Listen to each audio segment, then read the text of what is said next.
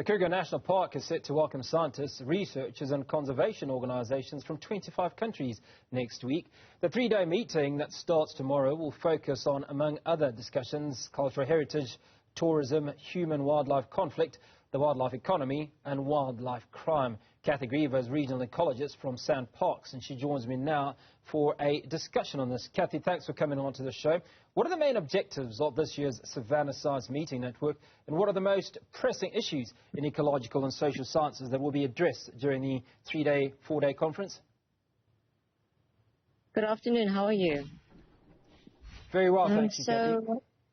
Yeah, so I think what I'll just say is we use the Savannah Science Network meeting as a platform for scientists, also researchers and managers of protected areas from around the world to basically showcase what they have been working on by means of presentations or posters, but also to have the relevant conversations either during our tea breaks or lunch breaks or during dinner. But for this year, we'll be focusing on matters from animal space use to distribution patterns of grass species across environmental gradients to wildlife economy, and some insights on approaches to basically mitigate human-wildlife conflict, for instance, in the Greater Kruger. So yeah, the topics are going to be very diverse. I'd also imagine that so are the experiences of some of these scientists, because them coming from so many different countries. I think you've got 208 attendees and some 25 different countries, if I'm not mistaken. The experiences are very, very diverse. Yes, it is, and I think that's what makes the Savannah Science Network meeting so successful, and that the scientists from these different domains, but also I mean, the age classes of these scientists are also varied. It's from our very young scientists to the very old, where we can all basically learn from each other. How do you envision close interactions between academics and park authorities when you take a look at some of the evidence-based decision-making that needs to take place? Okay, so what we've done is obviously the guys are going to be giving their presentations, etc. But for this year specifically, we've also got a nice slot. It's a session, I think, on the Wednesday morning, where we are actually going to be engaging with some of our section rangers and our park managers in the park. That's actually going to have like a face-to-face discussion with some of the scientists just with regards to human-wildlife conflict and how we can better manage it, or if we've even got new research that could help towards that. Now, this program includes presentations on cultural heritage, tourism, human-wildlife conflict and coexistence. How do these topics intersect with ecological research, and what role do they play in achieving some of your conservation goals? So yeah, so all these topics that we're covering in the Science Network meeting is also quite relevant because they are linked to our park management plan and all the various low-level plans and objectives within that park management plan. So we basically linked it in such a way that if whatever research is being focused on in the park, it directly links back to our park objectives. Now, Kruger National Park is our flagship park, if you will. Obviously the home to the Big Five. How important is it that you're hosting this particular conference at Kruger? Yeah, as you said, who in this world does not know Kruger National Park?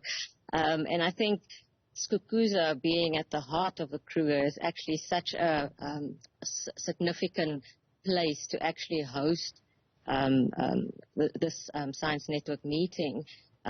Firstly, because we've got all the amenities there. There's where we're having the conference. There's a conference center.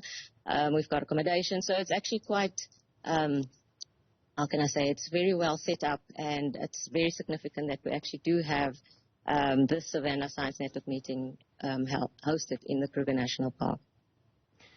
Now, how does the Savannah Science Meeting promote capacity building, particularly for some of the younger scientists? I mean, you've talked about, obviously, a lot of mature scientists that have been in the business a long time, and there's some that are just starting out. Yeah, so over the years, we've seen how the different scientists come and go, but then there are some of the golden oldies that stay on, and actually just help nurture our younger scientists. Just from looking at the delegate list, there's quite a lot of young students that actually want to come and showcase the work that they've done in the field, But then the platform that we're using and the way we've set up the Science Network meeting actually assists, because we've got these, like I said, the tea breaks, the lunches and the dinners, where we actually use those areas. If the people don't get time to actually ask their questions during the formal program, we have those other options as well, where people can actually communicate with each other or just have like a friendly chat and find a way forward. I actually got through to SANParks also from attending the Science Network meeting. So it just shows you how important that that face-to-face discussions or just friendly chats are in between the Science Network meeting. Now, one of your subjects of conversation is going to be the cohabitation, if you will, of communities and the wildlife, if you will. What are those discussions likely to be around? I'm hoping that it'll be more about cohabitation, like you're saying, because historically we've been very based off. We were very okay. We are the protectors. We're going to conserve, put fences up, etc. But with the years in learning and having all this research happening, etc., we've learned that okay, maybe we should actually work with our communities so that they can also benefit from the park. But I'm not. To the communities, I'm talking about our neighboring private reserves as well, plus our communities around the reserve, So I'm looking at hopefully that this Science Network meeting will actually assist us in getting a better input and having a look at where the gaps are towards this.